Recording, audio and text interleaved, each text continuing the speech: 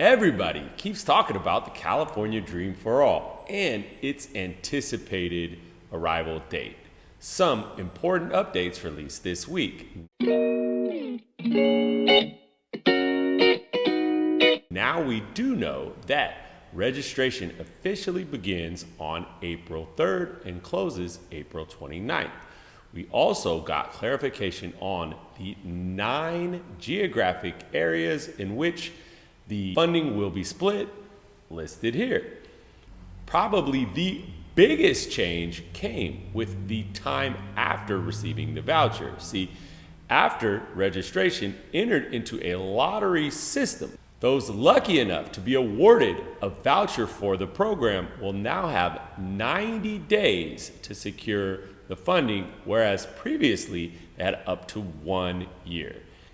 For any detailed information you need on the California Dream for All program, please reach out. We should call the current jobs market the Great Hibernation. No? The Great Staycation.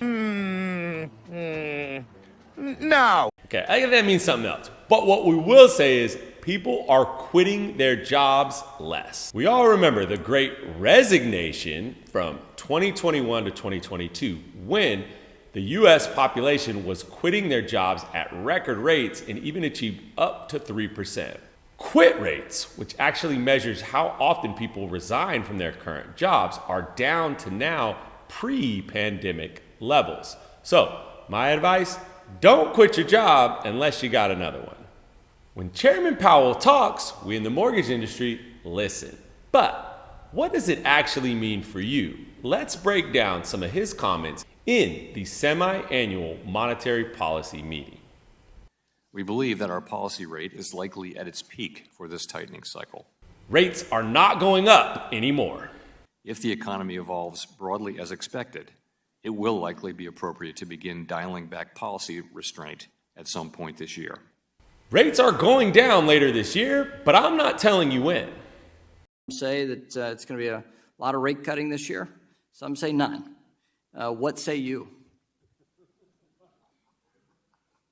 I say that really it will depend on the path of the economy. Our focus is on maximum employment and price stability, and the incoming data as they affect the outlook, and those are the things we'll be looking at. I'm still going to plead the fifth and not commit either way. I mean that the median number of members anticipate that you will be cutting interest rates sometime this year by as much or more than a full percentage point. No, it doesn't mean that.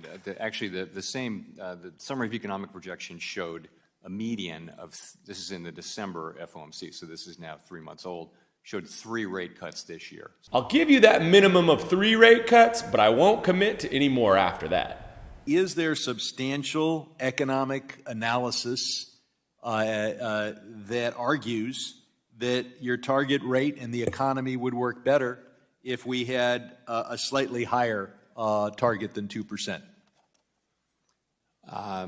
Not really, no. What's happened is, you pointed out New Zealand, but what's happened is that 2% has become the global standard. It's a pretty durable standard. I don't have any reason to think that it's a problem for the United States to get to 2% inflation. You know, we're at 2.4% right now.